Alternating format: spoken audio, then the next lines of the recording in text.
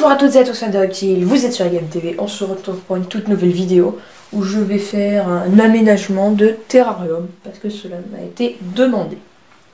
Donc voilà. Alors déjà rappelons les principes essentiels pour l'aménagement. Une branche près de la source d'UV, mais ça ce n'est pas obligatoire. Moi là, ma source d'UV elle est un peu partout vu que j'ai un néon. Voilà, vous le voyez, la caméra monte, j'ai juste d'acheter un néon. C'est un 16 watts, si je ne me trompe pas. C'est un Reptiland 60 cm, 12 watts et UVB 12. Voilà, je vous montre. Voilà. Si vous entendez des bruits parasites, c'est soit le néon, soit les hypogonas qui sont dans une boîte d'une caisse d'isolement. Je vous montrerai peut-être une petite photo dans le montage. Donc voilà, je vais faire un peu de bruit puis je vais montrer. Avant j'avais ça comme lampe. Tac, avec la lumière on voit pas très bien. Voilà. Une Tropic, une Tropic Pro Contact, c'est une lampe aussi qui est conseillée pour les hypogonas normalement. Mais je trouve qu'elle était pas assez forte au niveau des UV. Et c'est une torsadée, les torsadés c'est pas très conseillé parce que la source de les UV ils se barrent un peu en cacahuète on pourrait dire. Donc voilà, là vous allez entendre un peu de bruit, donc je vais ranger ça.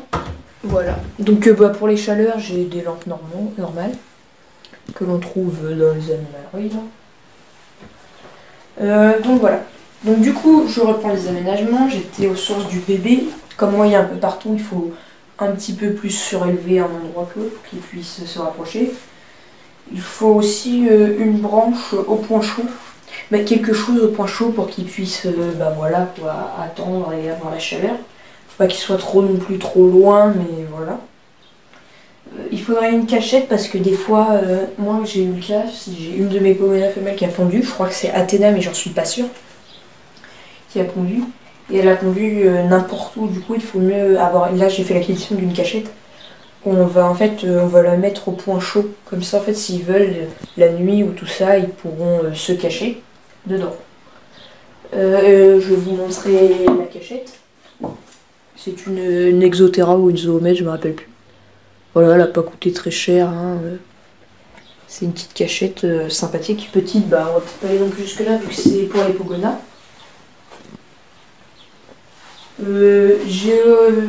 J'ai aussi une grosse pierre. Bon, c'est une grosse pierre mastoc, hein, mais vous n'êtes pas obligé de mettre une grosse pierre. Voilà, elle est quand même assez lourde. J'ai aussi une petite ardoise, mais la petite ardoise, je ne l'avais plus parce que maintenant il me la recouvrait en permanence. Il marchait, il la recouvrait. Il faut une gamelle d'eau. Après, c'est vous qui voyez, mais soit vous mettez une petite, soit vous mettez une assez grande. Et moi en fait elle est assez grande pour qu'il puisse se baigner.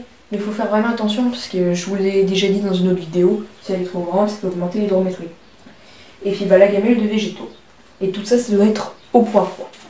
Ou au point on va dire tiède, mais pas au point chaud. Sinon ça risquerait de tout dessécher et d'augmenter le taux de bactéries. Donc voilà, donc là je vais poser la cachette. Moi le point chaud il est à peu près là. Du coup je la pose à peu près ici. Tac. Comme ça, ils ont de quoi se chauffer, comme c'est juste en dessous. Et je leur mets le caillou juste à côté. Hop, un petit conseil, tac. Comme ça, en fait, ça leur permet de pouvoir... Le caillou, il va retenir aussi un peu de la chaleur. Et du coup, voilà. Et s'ils ont envie, ils ont le caillou juste à côté pour, on va dire, changer un peu. Je vais peut-être modifier dans la vidéo. Hein. Je dis que je le mets là, mais peut-être que je vais changer. Après j'ai une autre branche, tac, que je mets ici, comme ça elle est un petit peu, elle est le plus près possible du néon. Tac.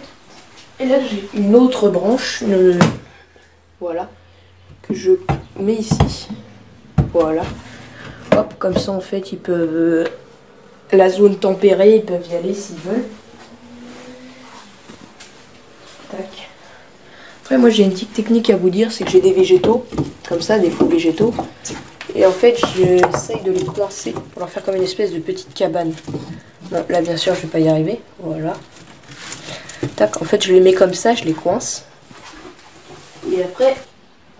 Donc, j'ai fait une petite équipe parce que j'ai galéré pour les mettre.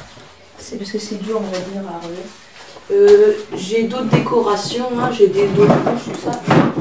Hop, là, vous allez entendre un peu de bruit parce que je farfouille. Parce qu'en fait, j'ai plein de matériaux, on va dire, de récupération, des branches que j'ai récupérées dans la nature, poncées, tout ça. Et là, en fait, je crois qu'on va mettre un petit crâne, on va peut-être le mettre ici. Hop, voilà. Comme vous voyez, là, j'aime pas trop charger la zone froide parce qu'en fait, la plupart du temps, ils y vont pour se détendre. Tac, et voilà, je vais mettre les gamelles. Donc moi, je mets la gamelle, je vous conseille de bien aplatir quand même là où vous mettez les gamelles. Tac, moi, je mets la gamelle de végétaux ici. La gamelle d'eau, je la mets un peu plus au fond. Je la mets ici.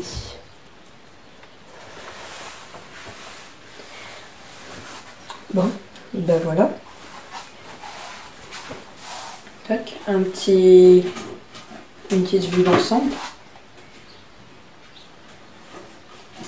Voilà, donc le point chaud, si je récapitule, le point chaud, il est là, avec la cachette. Là derrière, il y a le petit crâne, il fait un peu esthétique et un peu... bon voilà, il retient la chaleur parce que la caverne, en fait, j'ai compris qu'elle contenait bien la chaleur. En fait, au-dessous du point chaud, elle va en fait bien retenir la chaleur, contrairement au caillou qui est comme lui, il est gros, il va prendre du temps à chauffer. Là, en fait, vous allez me dire que ça fait un peu chargé, mais c'est parce qu'en fait, là où il y a un zoom, c'est une espèce de petite grotte. Ils peuvent passer...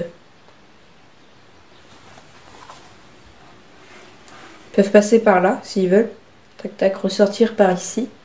Ou ressortir derrière, là, par le caillou. S'ils veulent. Ça leur fait une autre petite grotte, comme ils sont deux. Puis là, il y a les gamelles d'eau, ils vont se nourrir. Je préfère pas trop charger là, parce que c'est un itinéraire où ils vont passer pour aller manger, donc ça sert à rien de mettre 3 millions d'obstacles. Et donc voilà. Donc les gens, j'ai fait une autre petite ellipse parce que je suis allée chercher mes 2 pogonards. Voilà. Donc je vais faire un petit bonus nourrissage, hein, je vais les lâcher là. Tac. Yop. Voilà, donc là vous avez Athéna.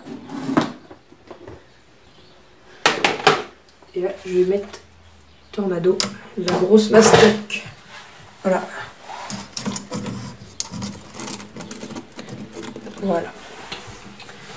Donc vous allez avoir un petit bonus, je vais les nourrir de blattes.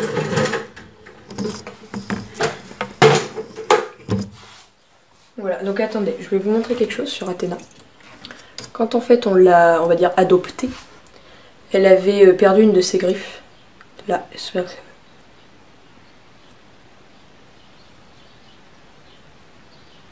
que ça va pas faire la mise au point. Bon, là, j'essaie de la poser. Et là. Comme je vous le disais, là, elle avait perdu sa griffe. Je sais pas si elle l'avait perdue, mais en tout cas, elle l'avait usée et on voyait que la griffe de l'intérieur. Et en gros, j'avais peur de l'intérieur, c'est-à-dire on voyait que le bout de la griffe dans le doigt. Et puis j'avais peur qu'elle repousse pas. Et du coup, je pense que là, pour l'instant, c'est en train de bien repousser. Donc voilà, c'est une petite anecdote. Hop, voilà, vous pouvez voir Athéna, ses colorations un petit peu. Là, elle vient de mieux, en fait, elle a mieux de la queue, des pattes, des 4 pattes, mais il reste juste le dos et la tête à la main. Et puis Tornado va bientôt mourir parce qu'on le voit par rapport à ses pattes.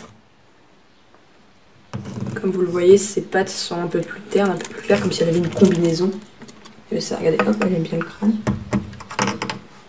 Tac. Donc voilà. Donc voilà, on va procéder au nourrissage. Alors là, je vais les nourrir avec des blattes. Hop, voilà.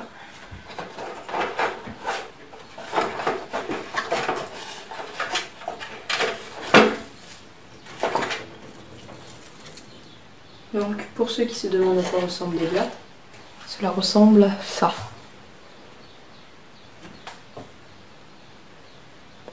Voilà, en fait on dirait un gros cafard. Je vais en poser une... Bah voilà, j'ai même pas besoin de la poser.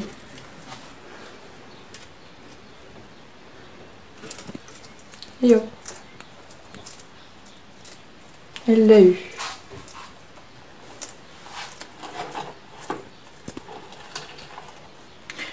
Aussi je vous conseille pour les blattes, on les trouve pas dans les magasins. Faut les commander sur internet. Donc, du coup c'est un peu plus chiant à voir. Mais il y en a plein qui vont me dire bah, pourquoi prendre des blattes alors que les criquets c'est mieux, machin. Bah en fait les blattes ça apporte de meilleures protéines que le criquet. Et le criquet, bah il y a les grosses pattes derrière, et en fait si on veut pas se faire chier à retirer les pattes de derrière, et ben il faut faire attention à qu'il n'avale pas de travers les pattes ou quelque chose comme ça, parce que ça pourrait lui arrêter l'intestin et lui être fatal. Du coup en fait je préfère faire ça, et là au moins la chitine ou comment on dit, c'est en fait l'espèce d'exosquelette. Il est beaucoup plus facile à digérer pour eux que celui-là du criquet. Donc voilà, bon, celle-là j'arrive pas à la choper du coup. J'essaie de la faire tomber.